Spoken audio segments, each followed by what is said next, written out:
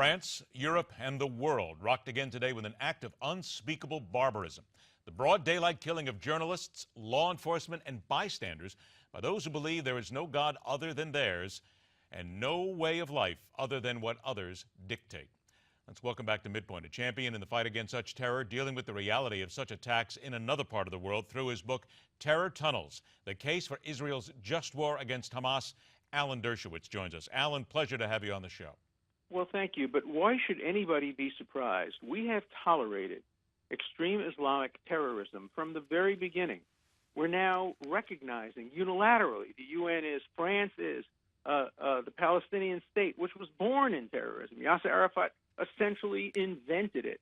We reward terrorism. France has rewarded terrorism. The international community has rewarded terrorism. When the Israeli athletes were murdered in Munich, most European countries freed them when they came to their country. Germany let them go. Most European countries have freed terrorists. It shouldn't surprise anybody. We've never, in Europe, they've never fought terrorists.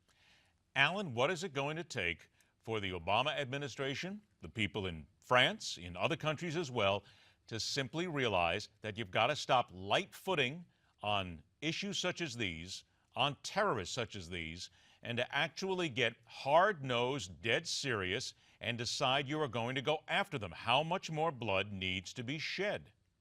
Well, one always hopes that this will be it. You know, this terrible, terrible Didn't we say, we said that in 9/11, though, didn't we? We said that every time there's been a terrorist attack, and it just doesn't happen. Look, 9/11, we responded appropriately. We did go into Afghanistan. We did destroy many of the sources. We got Osama bin Laden. But France has been one of the worst countries in the world when it comes to rewarding terrorism. They play with everybody. They reward every terrorist.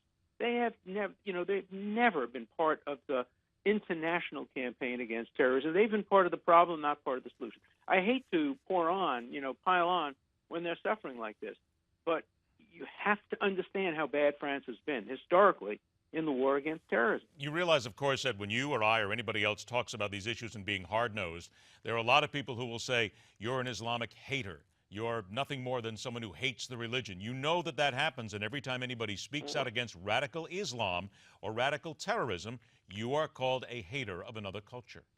Well, I am a hater. I'm a hater of terrorism. I'm a hater of terrorists. I'm a hater of those who advocate it or justify it or support it. I'm a hater of those Islamic extremists who think that the appropriate response to a cartoon is murder, homicide. I hate the people who killed Theo van Gogh in Holland and who went after the young woman who was working with him. I hate the people who put the fatwa on Salman Rushdie. And we're not talking about hundreds of people. We're talking about millions of people who support terrorism, who will be applauding what happened today. Not tens, not hundreds, not thousands, but millions will be supporting what happened today. It's a very, very big problem. And the reason it has so many supporters is because it works. Terrorism works. It achieves the goals and results. Palestinians would not be getting a state today if not for their terrorists. Alan, I only got about a minute left, but I need to point this out. You have recently said that you are thrilled to be sued for defamation in a case that involves people coming after you. Tell us in a minute why you are so thrilled to be sued. Because finally, I have an opportunity to cross-examine my false accusers and to prove that this woman made up the whole story out of whole cloth, and that her lawyers worked with her and contrived with her, and that her lawyers are unprofessional, and in my opinion ought to be disbarred. And I think the end of the day, they will rue the day that they picked on this wronged, innocent victim. Because I will prove not only that I couldn't have done it, I'm completely innocent, but that they're guilty of basically suborning falsehoods and putting falsehoods into pleading. So I'm glad they're suing me. I'm going to defend my right to speak. They're not going to silence me. In the end, the truth will come out. 10 seconds. Why would they come after you? What do they want, money? They're doing it for money. Don't ever underestimate the stupidity of greedy lawyers. I think that's a good way to put it when it comes down to many other lawyers as well.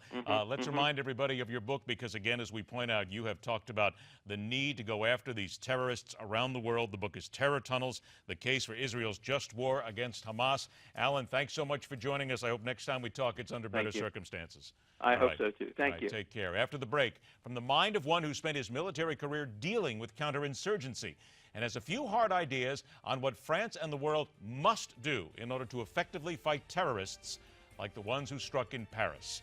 It's coming up right here on MidPoint.